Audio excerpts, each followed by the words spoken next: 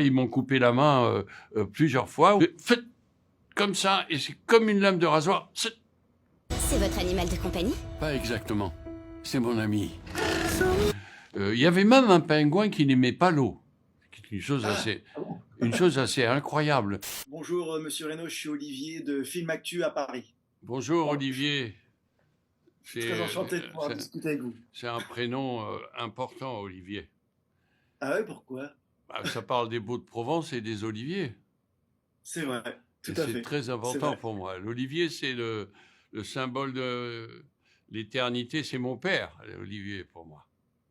D'accord. Très important. Qu'est-ce que vous recherchez aujourd'hui au cinéma? J'ai vu que cette année, vous allez être dans 5 films, dont Mon ami le petit manchot. Qu'est-ce qui vous motive encore? Je ne sais pas, je dirais que j'aime faire ce que je n'ai pas fait. Vous me dites 5 films, alors tout d'un coup, ça me fait bizarre, 5 films. Autant que ça, mon Dieu. Je sais qu'il y a les loups-garous qui vont sortir pour Netflix. Mais ouais, il y a une maison de retraite 2. Ouais, ça c'est fait déjà. Mais ça, je l'avais jamais fait. Et puis en plus, c'est les rencontres. Les rencontres, plus que qu'est-ce que je recherche. C'est déjà qu'on vienne vous chercher, c'est une chose formidable quelque part. Ça a toujours été mon cas. Et ça l'est toujours. C'est formidable quand quelqu'un vous dit « I have a project ». Et en plus, là, le pingouin, c'est une histoire d'humanité. C'est une histoire de rapport à la destruction de la planète qu'on est en train de faire, aux espèces qui disparaissent. Et que raconter une histoire d'amour entre un animal et un homme, basée sur le cœur et basée sur la relation d'amitié et de tendresse, on le fait. Il n'y a aucune raison de ne pas le faire, quoi. Vous êtes ici à New York et pour beaucoup d'Américains, vous restez Léon. Est-ce qu'on vous parle encore beaucoup de ce film? Est-ce que vous comprenez pourquoi il fascine toujours autant les gens? Non, on ne comprend jamais pourquoi. Jusque la fin de sa vie. Vous savez, expliquer un succès, je ne saurais pas. Je ne suis pas sociologue. Bien sûr que ici, ça s'appelle Le Professionnel. Et c'est un film qui est, je crois, dans les top films préférés des Américains. Et pas que des Américains. Mais lorsque vous faites un succès, il va être avec vous, il va vous poursuivre et rester à vos côtés, comme Les Visiteurs ou comme Les Rivières pourpres. C'est comme ça, c'est mystérieux, un succès. Et comme une chanson, quand elle vous rentre dans la tête ou dans le cœur, c'est la même chose. Et il faut dire merci parce qu'ils ont aimé votre travail, quoi. C'est la première fois que vous tournez aussi intimement avec un animal. Oui. J'ai découvert les pingouins qui sont des animaux assez durs.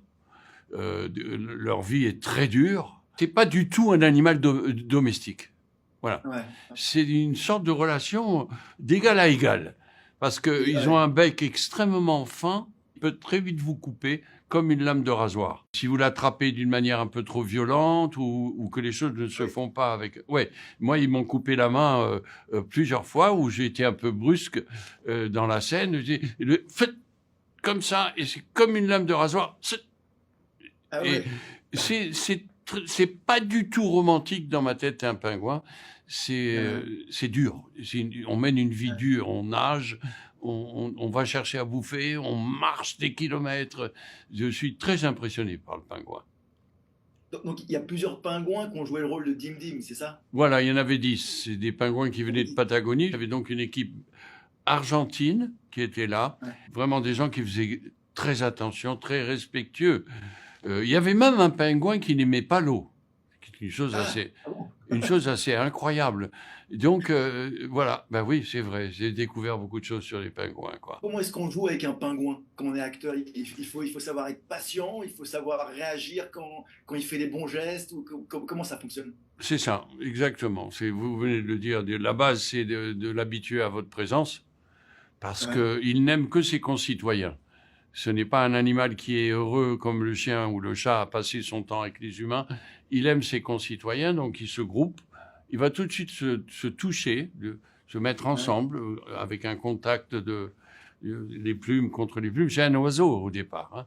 Faut pas oublier ça. Et donc il faut qu'il s'habitue à votre présence. Il va vous regarder. Encore une fois, il faut pas être brusque. Je l'ai été. Il m'a coupé. Il m'a rappelé tout de suite à ah ouais, c'est comme ça.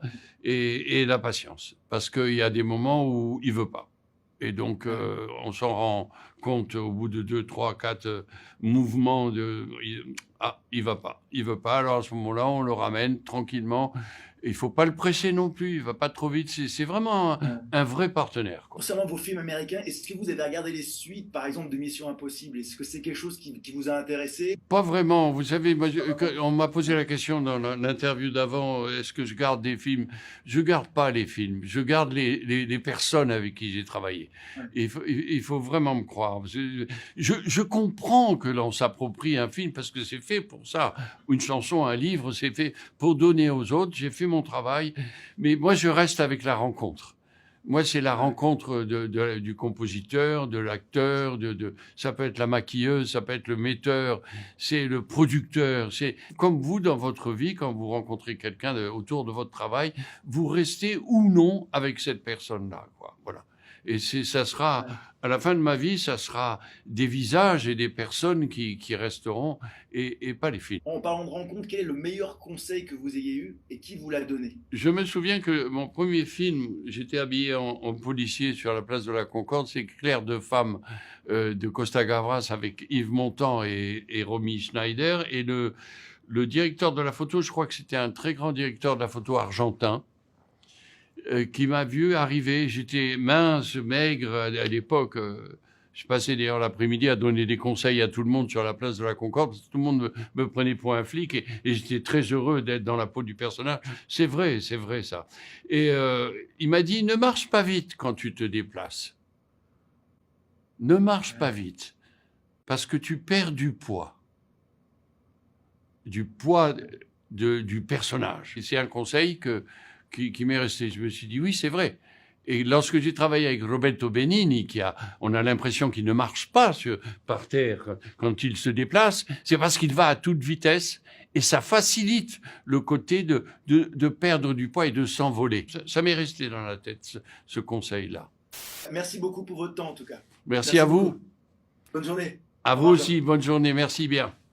Garde-moi tous ma zoute sur toi. Bouge pas. Pourquoi il y a un manchot dans notre salle de bain? On doit l'aider, le pauvre. C'est votre animal de compagnie? Pas exactement. C'est mon ami. Film Actu, Film Actu.